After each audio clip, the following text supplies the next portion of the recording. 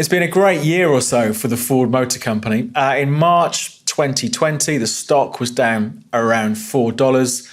And then just during June, we saw it trade up above $16 a share. So a great performance. But what's next? Are we going to see further gains? Is the latest bout of weakness just the buying opportunity? Or actually, have we seen the best for now for Ford?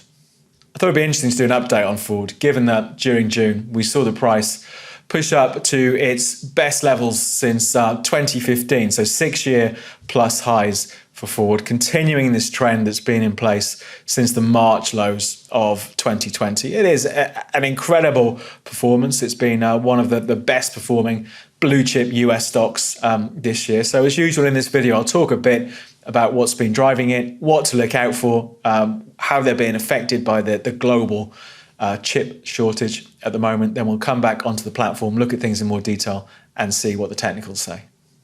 Hello, I'm David Jones from Capital.com, and I thought this time around we take a look at the stock price of Ford Motor Company. Some big moves this year. I think they've ended up being one of the best performers year to date in the S&P 500 index. So I thought let's take a look at them in a bit more detail, see what the recent news has been, then jump onto the platform, take a look at things and see what the technicals look like. As usual, if you're watching this and you haven't subscribed, if you could click on subscribe, it does help support the channel and it means we can continue to push out lots of different content during the week on the various stocks that we look at. Right, let's get into it in a bit more detail and take a look at Ford Motor Company. So they are, of course, a car company founded in 1903 by Henry Ford, so going for more than 100 years now, and came to the market, so floated, you could buy stock in Ford from 1956. Their latest quarterly results came out a couple of months ago, and they smashed expectations, really. Expectations were for around 21 cents earnings per share, came in at 89, but the stock was still under some pressure after the earnings because market analysts thought that perhaps their guidance wasn't that clear. So we saw a bit of a wobble, but has bounced back since then. It bounced back so much that during June, we saw the stock price trade up to levels not seen since 2015. So we saw a 6-year plus high set in June. It's come off a bit since then, but clearly plenty of people would view this sort of move as a positive one. Like many car companies, it's looking at what it's going to do with electric vehicles in the future. Ford has said it will be spending about $30 billion on electric vehicles by 2025, and by 2030, it expects 40% of its production to be electric vehicles. As well, like other companies, it's been affected by the global semiconductor shortage. Clearly, so much tech goes into everything these days, including cars.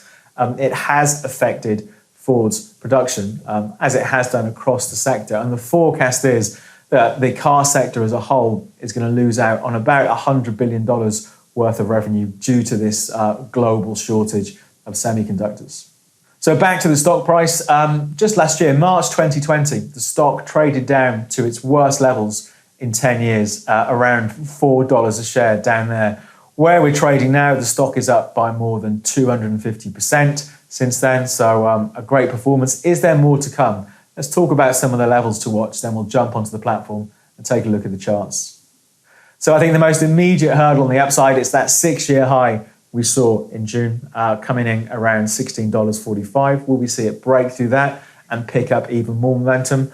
On the way down below where we are now, lots of support left in this recent rise. The most immediate support, the June lows at $14.40 a share.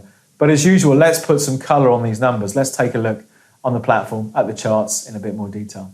I thought we'd start things off with a moving average. We've got a 20-day moving average on here, and traditionally when the price moves above the moving average, that's considered a buy signal. When the price falls below it, like here in March of this year, that's considered a sell signal. The latest major buy signal was down here in May as the price moved through $12.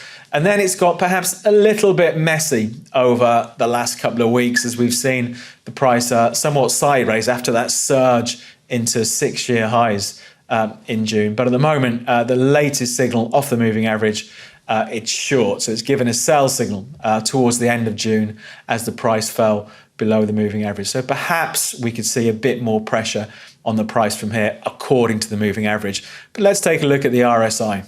So we have a 10-day RSI here, classic overbought, oversold signal. But as I often say, one of the drawbacks with the RSIs in strong trending markets, like from here, from January of this year, we saw the price continue to move higher into mid-March, and the RSI was pretty overbought all the way up. So not too useful when markets are in a strong trend. But when we have a strong trend, they can be used to try and pick perhaps when the correction is over. So we had the RSI go overbought again in May and stayed that way into early June. As the price came off, we've seen the RSI come out of overbought. At the moment, it's sitting about 50%. So we're not getting too much from the RSI. If we saw a bit more pressure on the price from here, we could see it slip back into oversold again, and that would be interesting. You know, back here we had some pretty good signals in April, middle of April through to the end of April, where the RSI was oversold, and eventually the stock did make a base and move a bit higher. So if we were waiting for a signal to buy the dip, then the RSI could be one thing that we consider looking at if we saw the price fall a lot further from here. But let's look at this trend now. So a great trend line since the March lows really of 2020, and we saw this year the price has really accelerated away from that longer term trend. At the moment, that longer term trend is sitting around $10.50, so about $4 below where we are now. So even if the price fell significantly from current levels, you know, from a technical longer term trend point of view, that trend is still definitely up. Perhaps for shorter term traders, there are some levels to watch. Let's just zoom in and take a look at the intraday chart. So here's the hourly chart of Ford. And I think, first of all, the thing to look at over the last month or so, we've clearly seen good support around the $14.30 to $14.50 area. So I think, again, if we were a short-term trader looking for opportunities, some people may see that as an important floor for the stock in the short term. So I think that's one area to look at.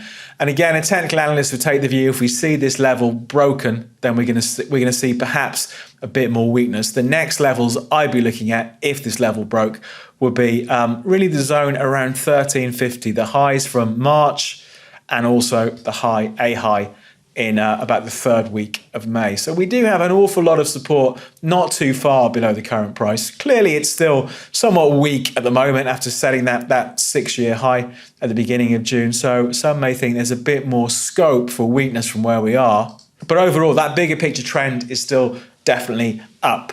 So for now, perhaps a bit early to call a major top. Be interesting to see how far this correction goes and if we see the buyers come back out again for Ford.